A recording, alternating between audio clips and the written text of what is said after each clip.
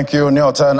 Well, we're in the final trading day of January, and definitely, if you've been able to book some good profit in January, congratulations. But if you've not, then February might be your month. Good morning, good evening, wherever in the world you're watching from. It's Business Morning coming to you live right here from Channels HQ. Well, first off, let's get the stories that set your agenda now. We see the Central Bank of Nigeria has announced the settlement of all verified forex claims by foreign airlines operating in the country, with an additional payment of $64.44 million, bringing total disbursements to foreign airlines about $136 million.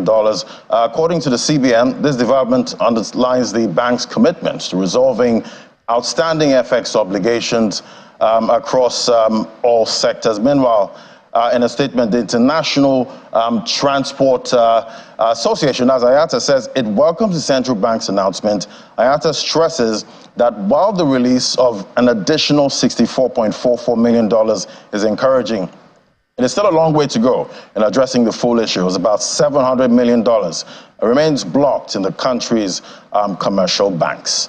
And yeah, definitely, the Naira, again, back in the news. Another headline, a new low at this point, sank to about 1,482 Naira per dollar, following strong demand on the official market.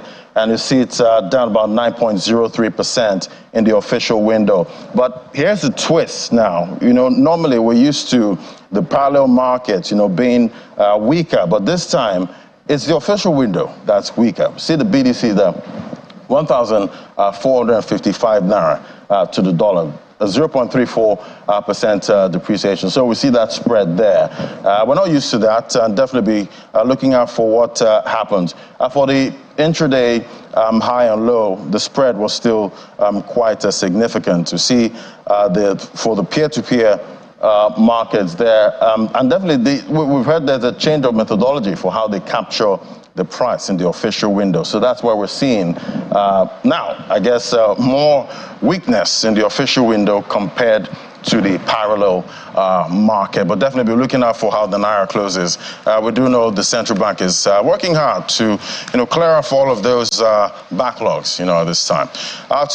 So for some outlook, we know January is a month of outlook. See, the International Monetary Fund has downgraded Nigeria's economic growth projections for 2024 to 3%. From 3.1% it had forecast in October last year. The IMF disclosed this in its latest World Economic Outlook update, where it estimated that Nigeria's economy grew by 2.8% in 2023, a slight drop from the 2.9% projected in October. At the same time, the international lender expects Nigeria's economy to grow by about 3.1% in 2025. Meanwhile, IMF's 2024 projection is below the federal government's expectation of 3.76%. In its October updates, the IMF stated that Nigeria's slow growth will be because of weaker oil and gas production, and we'll definitely be discussing that later on in the show. But barely a month after commencing operations, Africa's largest private refinery, Dangote Refinery, is set to begin importing crude from the U.S. in coming weeks.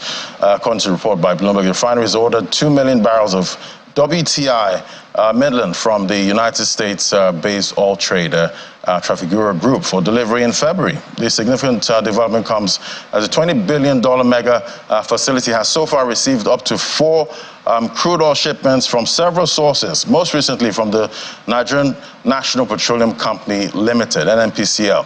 Dangote Refinery, which has a capacity of 650,000 barrels per day, is expected to help Nigeria reduce its reliance on imported fuel. But I guess at this point, if the Dangote Refinery has to import oil, who knows if that's going to help with affordability. Hopefully, we'll keep watching that. To the oil market now, oil prices fell today due to lackluster economic activity in China. We know the biggest buyer of oil there. We see Brent down 0.3%, $82.60 a barrel this morning in early trade. And the cheaper version, WTI crude, which is the one Dangote is going to be importing, We see that's at $77.59 a barrel. Not 0.3% drop there. So we're still seeing that volatility, play out in the oil market. Supply concerns, demand concerns, all of that interplay, moving prices in the oil market. Well, we'll take a quick break now. When we come back, we'll be just looking at Nigeria's oil refining outlook in 2024 and beyond. That's our next conversation. Do stay with us.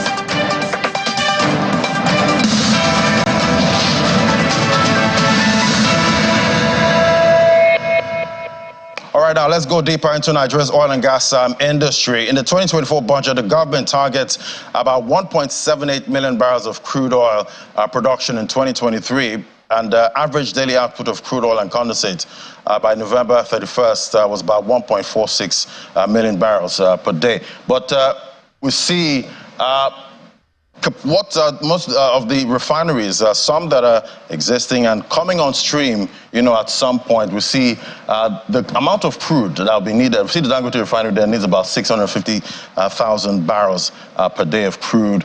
Port Harcourt refinery, 210,000 barrels. Warri and Boa refinery, that's going to be coming up at some point. That's going to need about 200,000 barrels per day of crude. Let's bring in Mr. Nick Agule now, oil and gas expert, joining us from Makudi via Zoom. Great to have you on the show. Good morning, Vladi. How are you doing? I'm great. Thank you so much for joining us. So we see the federal government is targeting about 1.78 million barrels per day of crude output in the 2024 budget. As it stands now, is it achievable? And what should be done to actually make this happen? A very good question. So Nigeria has a budget problem, like you have said. We have budgeted 1.748 million barrels per day with the budget. Current production levels are about 1.3 million barrels. So the revenues that are coming in are below the budgeted benchmark. Question is that the 1.748 million barrels projected achievable? The answer is yes, it's achievable. Let's not forget, Nigeria produced 2 million barrels of oil previously. That means there is a stored capacity to produce 2 million, if not more. And all that it needs then is for the operators, with the active support of government, to go back to the levels at which we were producing previously. Fields are there, the reserves are there, the surface infrastructure is there, pipelines are there, terminals are there. The reason why we are not producing 2 million barrels are essentially because insecurity, number one, and insecurity also leads to pipeline shutdowns when the guys who are cooking in the Niger Delta puncture pipelines so that they can extract the crude. If we take care of security, fix the pipelines, and then bring on stream fields that hitherto have been shut in, I can't see why we will not do 1.7.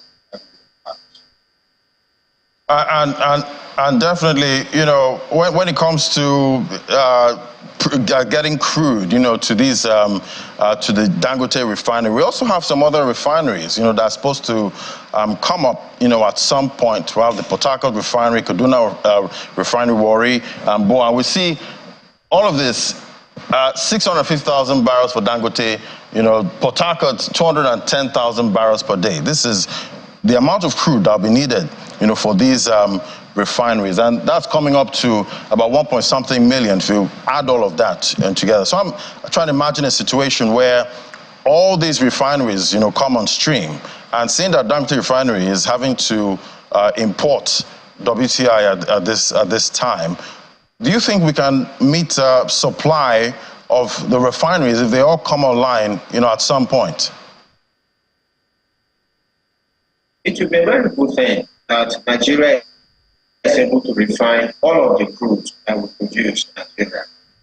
And the numbers you have there on the screen will indicate that if all these refineries should come on stream there as we speak, then it means that the totality of the crude production that we're making in Nigeria will be fed into these refineries, value added, jobs created, and then we consume locally, and the balance we export.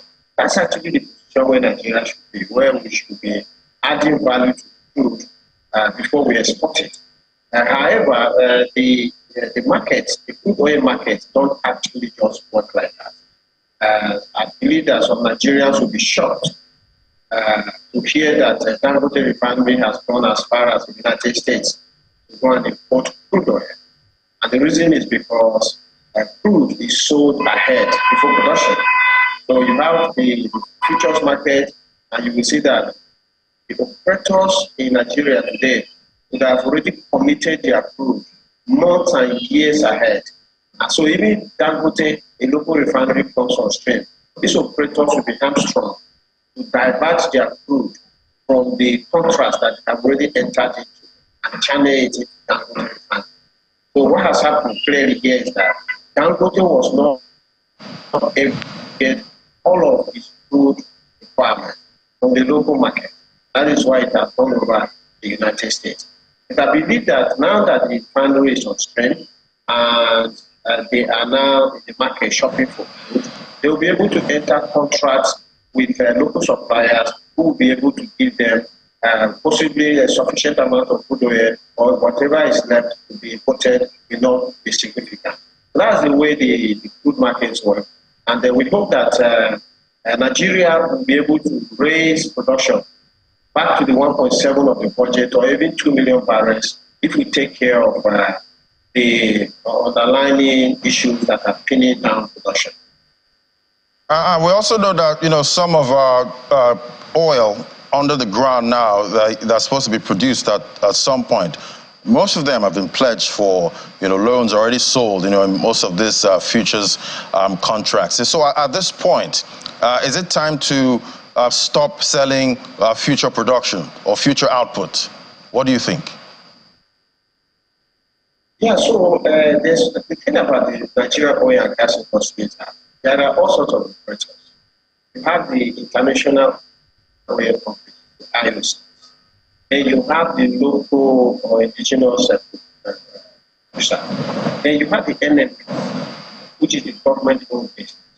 They are producing B2B, but they also have joint ventures with international oil companies. So for the international oil companies, you will realize that for most of them, whatever is their share of crude oil, they are putting that crude oil through to a refinery that is owned by them somewhere in the port. So when Shell takes its own share of crude oil in Nigeria, it's already committed to a Shell refinery somewhere in the port. And that cannot be broken only because Dangote refinery has come on stream. Because they own the crude.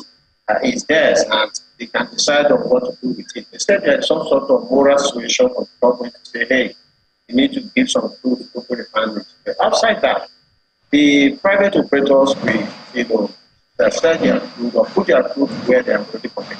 It's the NNPC who takes Nigeria's share of the crude, where government has power to decide on what happens with that. The government now says, no, NNPC do no longer put Nigeria's crude into futures contract ensure that the local refineries are sufficiently supplied, then that's a statement or a stand that the government can take.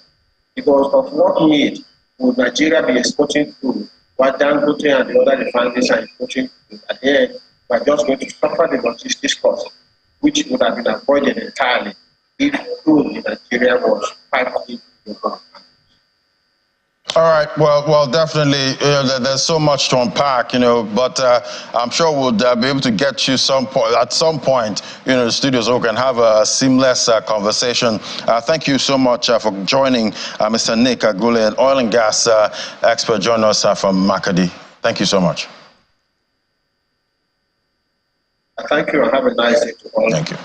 All right, we'll take a quick break now. When we come back, we head straight to the markets, the final trading day of January. Let's see what happens next in February. That's our next conversation. Do stay with us.